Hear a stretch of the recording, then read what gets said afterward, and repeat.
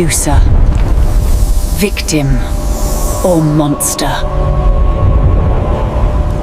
History remembers Medusa as a terrifying monster, a creature with snakes for hair whose gaze could turn anyone to stone. But what if the truth is far more tragic? What if Medusa was not a villain, but a victim of fate and the gods? Today, we unveil the real story behind one of Greek mythology's most misunderstood figures. Before she became a monster, Medusa was known for her extraordinary beauty. Unlike her immortal Gorgon sisters, she was mortal, admired for her radiant face and especially for her magnificent hair. Medusa served as a devoted priestess in the sacred temple of Athena, the goddess of wisdom and war. She lived a life of purity and dedication, respected by all who knew her. However, Medusa's life changed forever when she caught the attention of Poseidon, the powerful god of the sea. In many versions of the myth, Poseidon forced himself upon Medusa within Athena's sacred temple. This act desecrated the holy sanctuary and set the stage for the tragedy that would follow. Instead of punishing Poseidon, Athena directed her anger toward Medusa.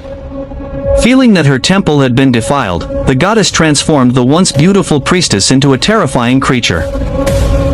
Medusa's flowing hair turned into writhing venomous snakes, and her gentle gaze became a deadly weapon capable of turning any living being to stone.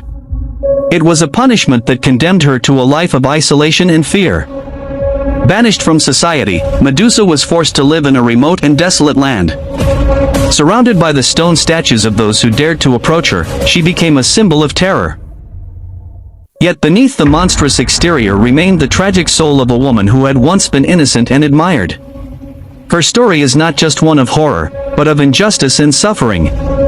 Years later, the hero Perseus was given a seemingly impossible task, to slay Medusa and bring back her head. Armed with divine gifts, a reflective shield from Athena, a sharp sword, winged sandals, and a magical bag, Perseus set out on his perilous journey. Knowing that looking directly at Medusa would mean instant death, he relied on the reflection of his shield to guide him. When Perseus finally reached Medusa's lair, he found her asleep. With careful precision and a single swift strike, he beheaded the Gorgon, ending her tragic existence. Yet even in death, Medusa's power did not fade. From her blood sprang Pegasus, the majestic winged horse, symbolizing that beauty and hope can emerge even from the darkest tragedies. Perseus used Medusa's head as a powerful weapon during his journey before eventually giving it to Athena, who placed it upon her shield, the aegis, as a symbol of protection and strength. Over time, Medusa's image transformed from that of a monster into a powerful symbol used to ward off evil. Today, Medusa is often reinterpreted not as a villain, but as a symbol of resilience, injustice, and misunderstood strength. Her story challenges us to question how history is told and to consider the perspectives that are often overlooked. So, was Medusa truly a monster, or was she a victim of the gods? The answer may depend on how we choose to see her story. One thing is certain, Medusa remains one of the most powerful and enduring figures in mythology. If you enjoyed uncovering the truth behind this legend, don't forget to like this video, subscribe to Legend Unveiled, and join us as we continue to explore the hidden stories behind the world's greatest myths and legends. The story of Hephaestus, the rejected god. Among all the gods of Olympus, no child suffered rejection quite like Hephaestus. He was the son of Hera, queen of the gods. But unlike the other divine children, Hephaestus was not born beautiful. And that changed everything. In Greek mythology, the gods were obsessed with perfection. Beauty meant power. Beauty meant respect. And anything imperfect was often treated with cruelty. When Hera finally gave birth to Hephaestus, she was horrified. Some myths say the child was born weak. Others say he was deformed or crippled. And the moment Hera saw him, she felt shame instead of love. The queen of Olympus could not accept that her own son looked different from the other gods. And in a moment of cruelty that shocked even the heavens, Hera threw her own child from Mount Olympus. The infant Hephaestus fell from the sky for an entire day. Through clouds, through storms, through endless darkness. Until finally, he crashed into the sea below. But somehow, Hephaestus survived. Two sea goddesses discovered the broken child and secretly raised him beneath the ocean. Far away from Olympus. Far away from the mother who rejected him. Years passed. And while living in isolation, Hephaestus discovered something extraordinary. He possessed incredible talent. He became a master blacksmith, a creator of divine weapons, a genius inventor unlike any god before him. With fire and metal, Hephaestus forged impossible creations: golden thrones, legendary armor, weapons powerful enough to change wars. And slowly, the rejected child became one of the most skilled gods in existence. But deep inside him, the pain never disappeared. He never forgot what Hera had done. Never forgot being thrown away like he meant nothing. Then one day, Hephaestus decided it was time for revenge. Using his unmatched skill, he crafted a magnificent golden throne. It was beautiful beyond imagination. And he sent it to Olympus as a gift for Hera. The moment Hera sat on the throne, hidden chains suddenly appeared. The magical throne trapped her completely. No god could free her. Olympus fell into chaos. The queen of the gods was imprisoned by her own son. The gods begged Hephaestus to return and release her. But Hephaestus refused. He wanted Hera to feel helpless, just as he once felt helpless falling from the sky. Finally, the god Dionysus came up with a plan. He found Hephaestus and got him drunk with wine. Then he peacefully brought him back to Olympus. There, the gods convinced Hephaestus to free Hera. And although he finally released his mother, their relationship was never truly healed. But despite his painful past, Hephaestus still became one of the most respected gods in Olympus. The rejected child became the creator of divine power itself. And his story remains one of the saddest tales in all of Greek mythology. The story of Hades, king of the Underworld. Even the gods feared entering his realm. Not because Hades was the strongest god, but because he ruled the Underworld itself. A place where souls wandered forever, where the dead were judged, and where no one escaped once they entered. Unlike Zeus and Poseidon, Hades rarely left his dark kingdom beneath the earth. But when he did, even Olympus paid attention. Legends say his presence alone brought fear. His helmet could make him invisible. His three-headed beast, Cerberus, guarded the gates of the dead. And deep within his kingdom, countless souls suffered eternal punishments. Yet despite his terrifying reputation, Hades was not truly evil. He simply ruled the place that every mortal feared most: death itself. Yet despite ruling such a feared place, Hades rarely interfered with mortals. He was calm, patient, silent. Unlike Zeus, who was known for anger and lightning, or Poseidon, whose rage created storms and earthquakes, Hades ruled with cold control. But even the gods respected his power. One reason was his legendary helmet of invisibility, a magical artifact powerful enough to hide even a god from sight. With it, Hades could walk unseen among mortals, or even gods themselves. But what truly made his kingdom terrifying was punishment. Deep within the underworld lay Tartarus, a dark prison where the worst souls suffered eternal torment. Legends speak of Sisyphus, a man cursed to push a massive boulder uphill for eternity, only for it to roll back down every single time. Others were trapped in endless suffering with no hope of escape. And Hades ruled over it all from his dark throne. Yet for all the fear surrounding him, Hades was not truly hated because he was cruel. He was feared because he represented the one thing every mortal feared most: death. No king could escape him. No warrior could defeat him. No mortal could bargain forever against time. And unlike many gods of Olympus, Hades never abandoned his duty. He remained in the underworld, watching over the dead in silence. Alone, feared by mortals, respected by gods, and remembered as one of the darkest and most misunderstood figures in all of mythology. More mythology stories on the channel. The story of Odysseus. Poseidon's endless curse. Men, hold your oars! After the fall of Troy, one man believed his suffering was finally over. His name was Odysseus, the legendary Greek king who survived the Trojan War through intelligence, strategy, and deception. But Odysseus made one terrible mistake. A mistake that would turn the sea itself against him, and awaken the wrath of Poseidon, the god of the ocean. As Odysseus and his men sailed home, they landed on a strange island. At first, the island seemed peaceful, but hidden inside a giant cave lived something terrifying. A monstrous cyclops named Polyphemus. The creature was enormous, a one-eyed giant with the strength of a beast, and unknown to Odysseus. Polyphemus was the son of Poseidon himself. At first, Odysseus believed he could outsmart the monster, but everything quickly turned into horror. The Cyclops trapped Odysseus and his men inside the cave by sealing the entrance with a massive boulder.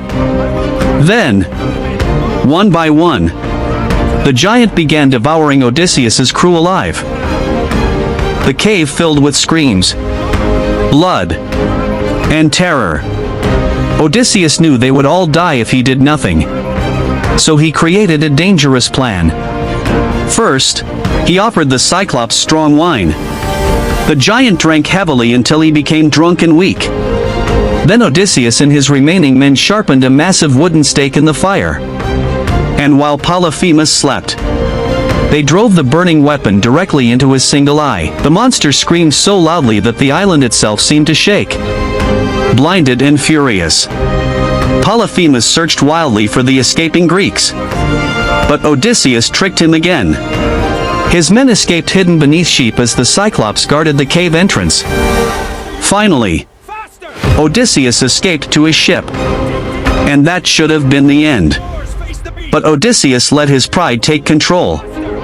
As the ship sailed away, Odysseus shouted back at the Cyclops, mocking him, revealing his real name, and telling the monster exactly who had defeated him. That single moment changed everything, because the wounded Cyclops lifted his face to the heavens and called upon his father, Poseidon, god of the seas, god of storms, god of destruction. Polyphemus begged Poseidon for revenge, and Poseidon listened. From that moment onward, the ocean itself became Odysseus's enemy. Massive storms destroyed his ships. Deadly waves scattered his men across the sea. Entire crews vanished into the water. Sea monsters hunted them through the darkness. Every time Odysseus came close to returning home, Poseidon struck again. Years passed. Then more years. Odysseus wandered the sea for nearly 10 years after the Trojan War. His friends died one after another. Some were eaten by monsters. Others drowned in storms. Others were cursed by magic. And through it all, Poseidon continued watching, waiting, punishing. Even the gods of Olympus feared the sea god's anger. At one point, Odysseus became trapped on an island by the powerful nymph Calypso. There he remained for years, far from home, far from his wife and son, completely broken. And still, Poseidon refused to let him go. But eventually, the goddess Athena stepped forward to help Odysseus. Unlike Poseidon, Athena admired Odysseus's intelligence and determination. She begged the gods to show mercy. Finally, the Olympian gods agreed that Odysseus had suffered enough. Even then, Poseidon was furious. The sea god unleashed one final storm against Odysseus. Waves towered like mountains. Lightning exploded across the sky. His ship was destroyed completely. But somehow, Odysseus survived. Broken, exhausted, alone. After years of suffering, he finally reached home. But the man who returned to Ithaca was no longer the same hero who left for war. Poseidon's revenge had destroyed almost everything. And all because of one moment of pride. One decision to mock a fallen enemy. And that is why the story of Odysseus remains one of the greatest warnings in Greek mythology. Because sometimes, surviving the monster is not enough. You must also survive your own pride.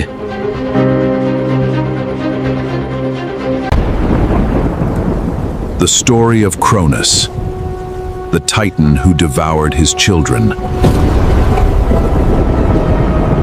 Before he became the king of the gods, Zeus was born into fear.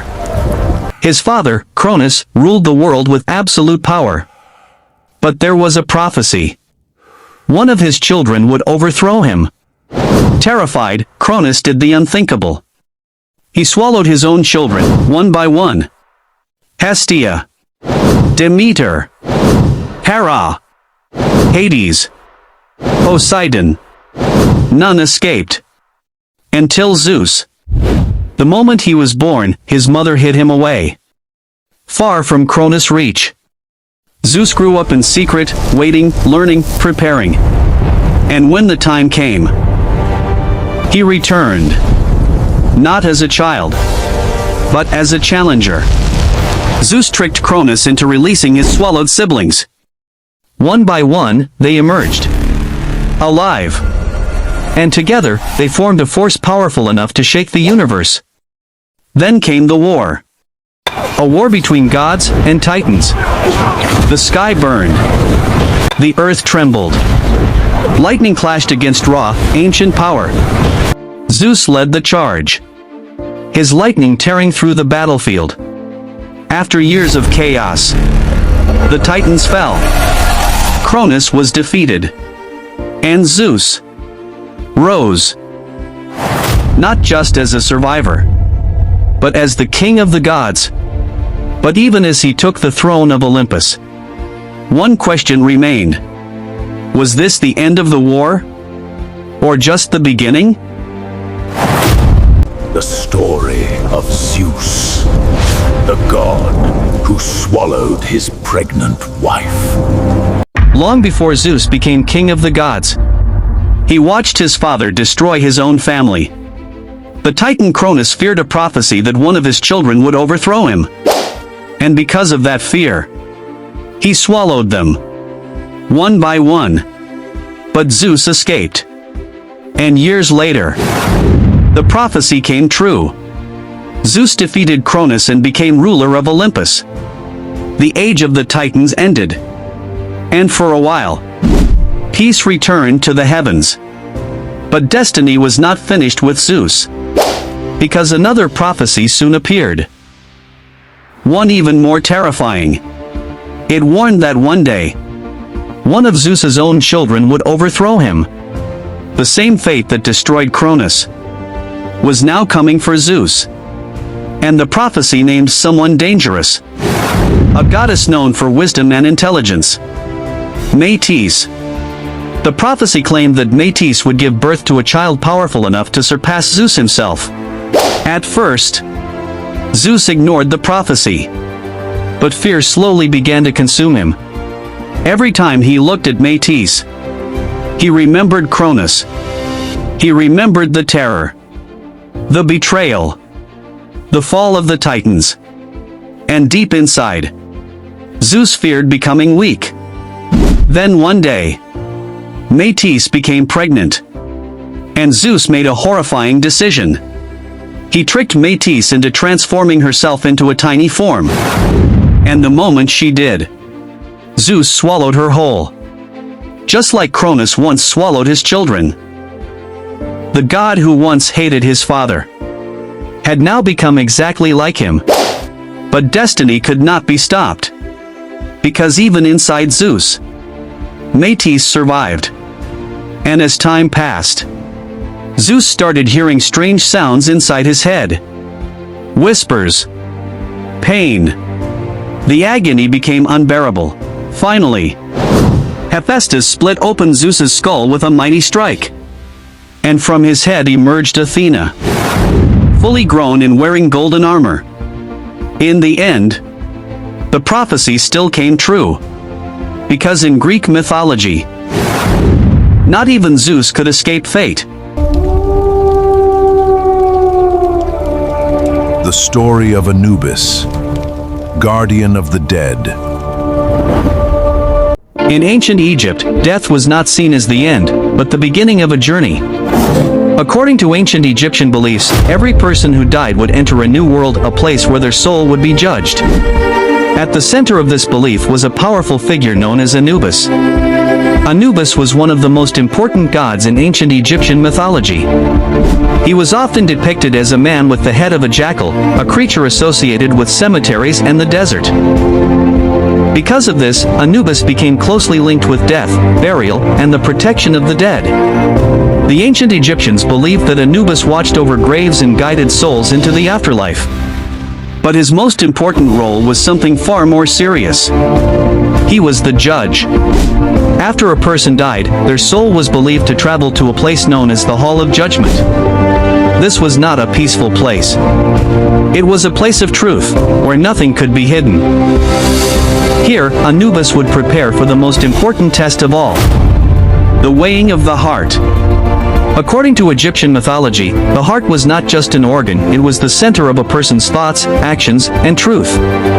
Everything a person had ever done in their life was believed to be contained within their heart. Anubis would place this heart on one side of a scale. On the other side, he would place a single feather, the feather of Maat, the symbol of truth, balance, and justice. If the heart was light, balanced, and pure, it meant the person had lived a good and honest life. In that case, the soul would be allowed to pass into a peaceful afterlife, often described as a paradise similar to the world they once knew. But if the heart was heavy, it meant the person had lived with wrongdoing, lies, or injustice. And in that moment, something terrifying would happen. A creature known as Ammit would be waiting nearby. Ammit was unlike any other being. She was part crocodile, part lion, and part hippopotamus, three of the most dangerous animals known to ancient Egyptians. If the heart failed the test, Ammit would devour it. And when that happened, the soul would not move on. It would simply cease to exist. No second chance. No peace. Just complete disappearance. This belief made the role of Anubis incredibly important. He was not just a god of death. He was a symbol of balance, truth, and judgment. To the ancient Egyptians, how a person lived their life mattered deeply. Every action, every decision, and every choice was believed to shape what would happen after death. Because of this, people tried to live in harmony with Maat, truth, order, and justice. Anubis became a guardian of that balance. But beyond judgment, Anubis also had another role. He was a protector. He was believed to watch over tombs and guide the dead safely into the afterlife. Priests who prepared bodies for burial often wore masks of Anubis, symbolizing his presence during the mummification process. This showed just how important he was in both life and death. Even today, the image of Anubis remains one of the most recognizable symbols of ancient Egypt. A silent figure, watching over the boundary between life and what comes after. And while these beliefs belong to a different time and culture, they reveal something deeper about humanity. The idea that actions have meaning. That truth matters. And that people have always searched for answers about what comes next. This is the story of Anubis, the ancient Egyptian god of the dead. The legends are far from over. Watch out for episode 2, only on Legend Unveiled.